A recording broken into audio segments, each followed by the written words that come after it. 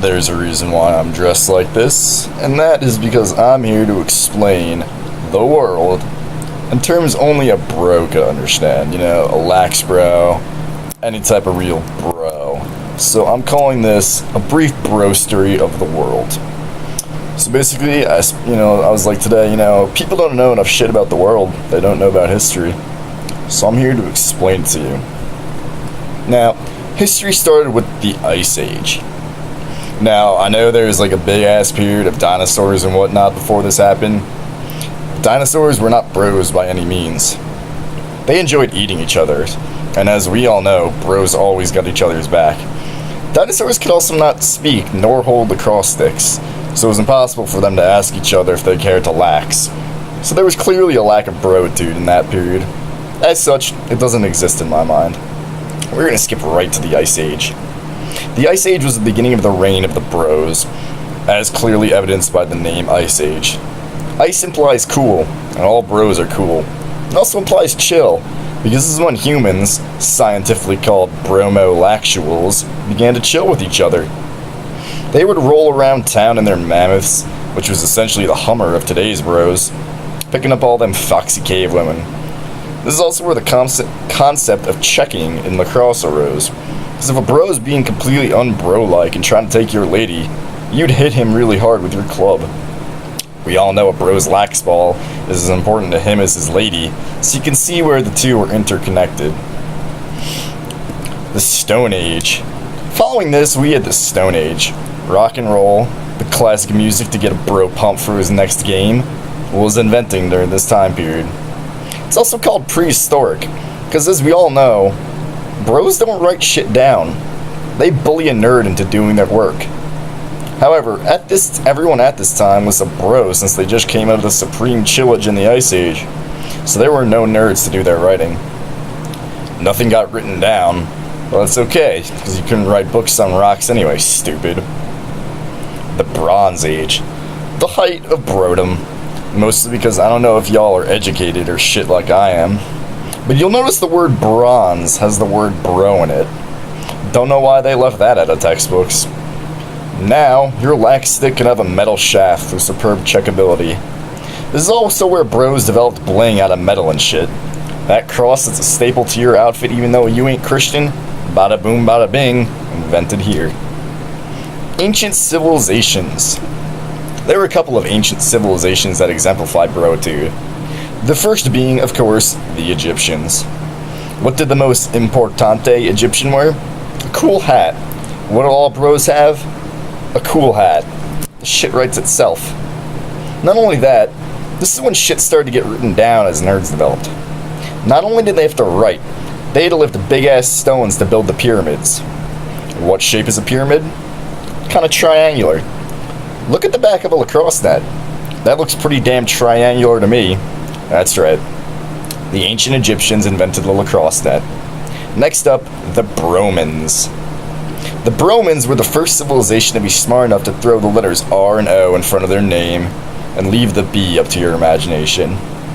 The Bromans were lax champs. I can't stress this enough. They laid some hardcore smackdown on the rest of Europea until they got to the championship game. There, a bunch of steroid-using Germans beat them hardcore. Anyone ever hear of Germany being good at laxing nowadays? Nope. Because we found out about their steroids. That's right, the Germans invented steroids. True bro spends his time lifting in the gym to get pumped and doesn't cut corners.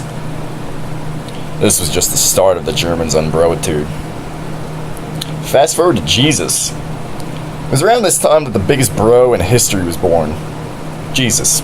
Jesus did so much for bros everywhere. He liked to wear sandals, like every good bro does. And he liked to hit up them sandy beaches. Staple activity of bros trying to take their shirt off and show off to the ladies. Because of him, we wear crosses in his memory, like every good bro. And lastly, hats. The Pope, who's like the main bro of Catholicism, wears an amazing hat. It's huge, and bros like it big. And like every good bro, he had haters. The Bromans did some very unbro-like things to Jesus, but like all bros that are sorry, they're to be forgiven. Europe. Fast forward a couple dozen years, and we come to the Europeans discovering America. This history between Jesus and this time period is not important. Anywho, the Europeans discovered the Native Americans, who were lax bros themselves. This led to much broage between the two, including the inventing of Thanksgiving, where a bro can pack on the pounds if he partakes in other activities like wrestling. It's not gay to touch another man like that. It's a workout to get more jacked for lax. I heard it also helps with stick handling. Eventually, people started to love living amongst their Native American lax bros and said, "Hey Britain, go fuck yourself.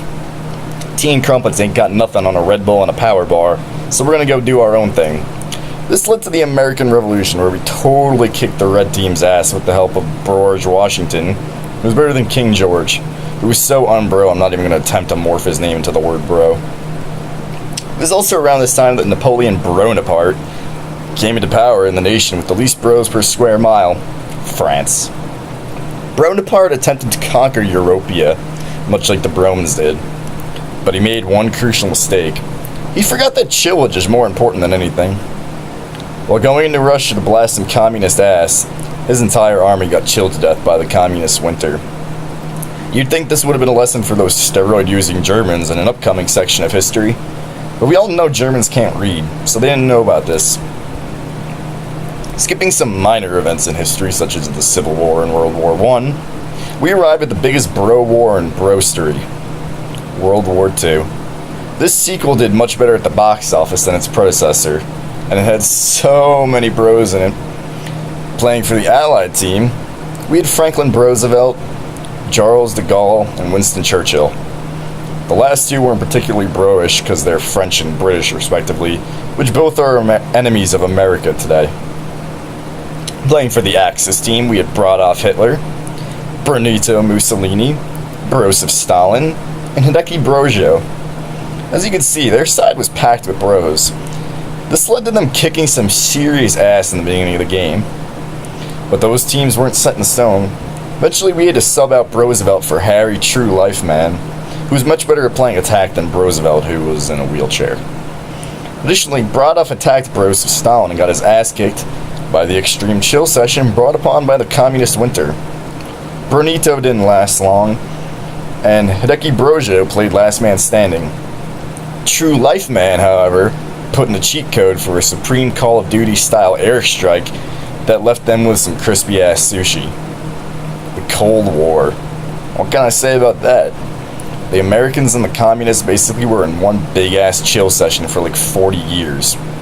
It was like they were in a permanent face-off and the ref never dropped the ball. Eventually we stared at them hard enough and their brain exploded, leading to the fall of communism. Except for in China, Cuba, North Korea, Canada, and Vietnam. And that brings us to today. Today, America is led by Barack Obama, which is kind of just fun to say. It's got two B's.